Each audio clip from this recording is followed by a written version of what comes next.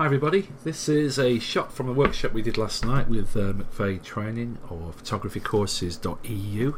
That's the website, and one of the chaps there, Paul, was asking how I transform the shots from something like you're seeing on the screen right now, which is just a raw file in Lightroom, into something a little bit more stunning and interesting and things like that. Well, realistically with this shot, it's got two parts to it. You've got the sky and you've got the lower part. So if we look at this lower part here, there's a lot of texture going on, so we can probably make something out of that with clarity.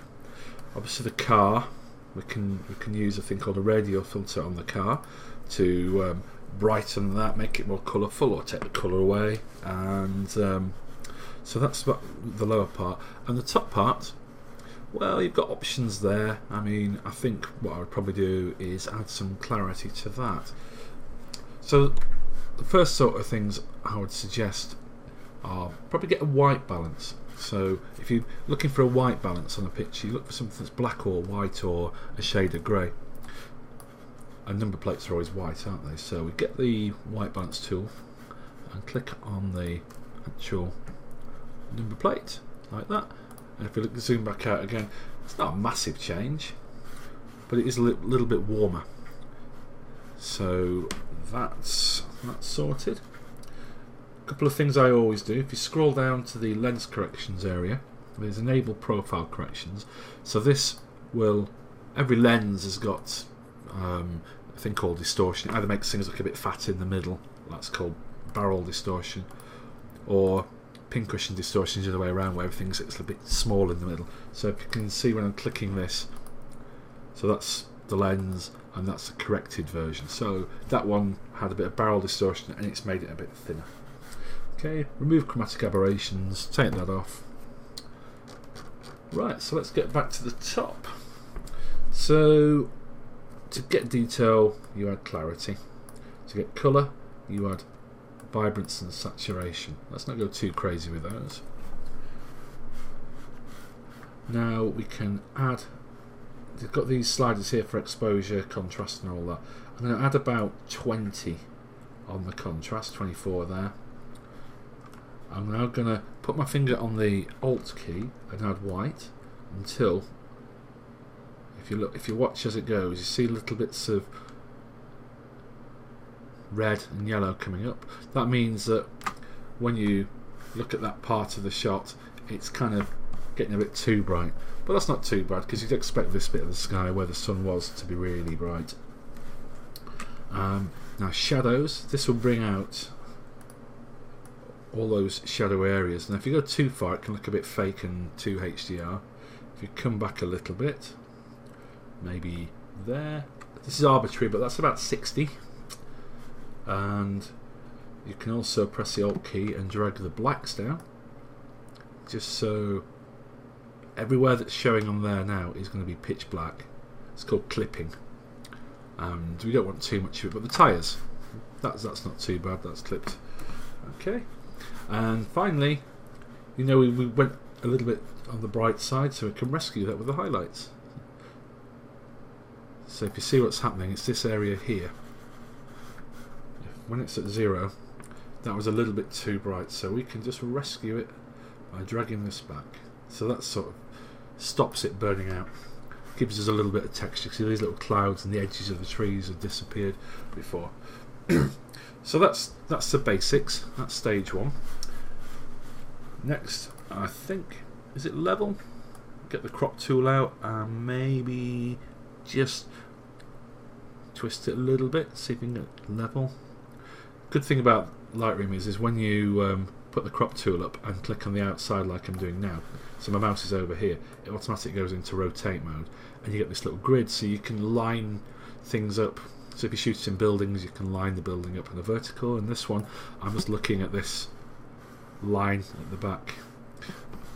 I don't think it's massively important to get it perfectly vertical in this instance because there's nothing there. I mean, water and buildings tend to be the ones you've got to look out for. Okay, so that's it, done on that.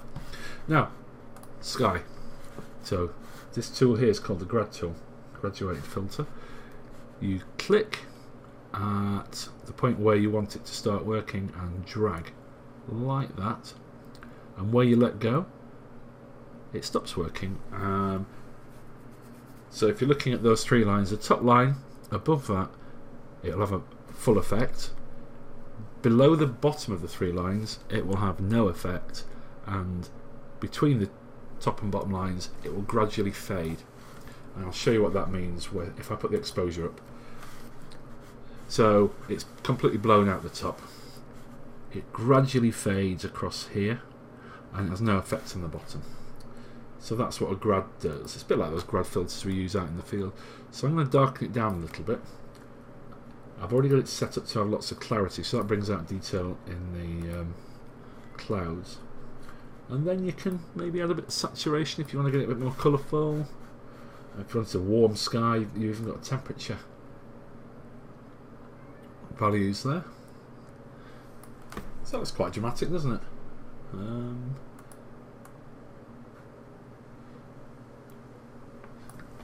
So that's just a little taste thing, but you've got these sliders here. You can brighten the top, you can make it a bit more colourful with saturation, you can have more detail in the clouds with clarity. I mean, let's take it off, see what it does.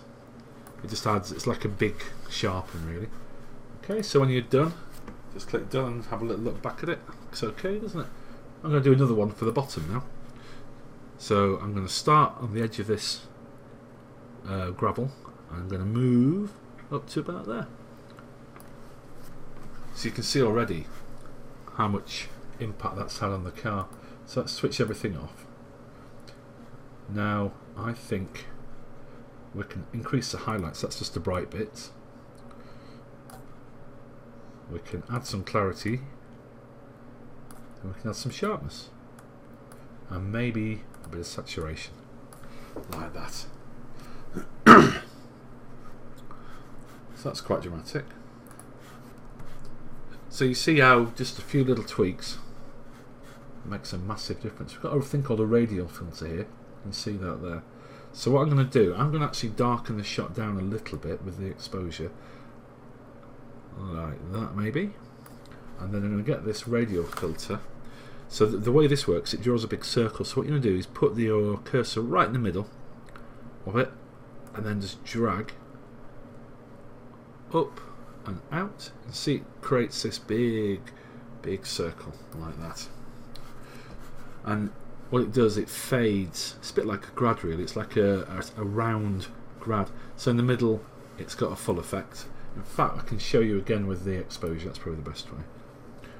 And you've also got this thing called a feather. So if you have no very low feather, you get quite a hard edge like that. If you have a massive feather, you get quite a soft edge. So I think a big feather is quite nice because it makes your changes subtle. Okay, so what I want to do is just make the car stand out a little bit.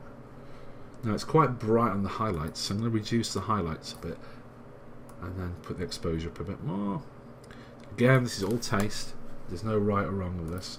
I want to get the car nice and blue. There we go. You can. Wonderful thing about Lightroom is it's non-destructive, as in any change you make you can reverse. So if you do something wrong, you can just go back later and get rid of that change. It's brilliant like that. So when you take the circle off, it's not actually obvious that there's a circle there now because we put the feather up. It doesn't stand out so much. Right, so I think the last thing I'm going to crop it a little bit. I think what I'm thinking is just bring it in from this side here a little bit and maybe down. Don't want it right in the middle, but I want a little bit less room at the back than the front, and just that tiny little change. It's only little, look, gives a different feel to the photo. It looks like it's going somewhere.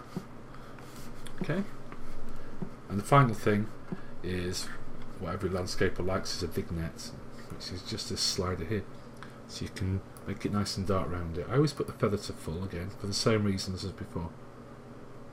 and then just fade it in. You can change the size of the midpoint. So what the midpoint is, it's just how big the vignette, how far in from the edges it comes. So if you've got a little midpoint, it comes a long way. If you've got a big one, it stays out a long way.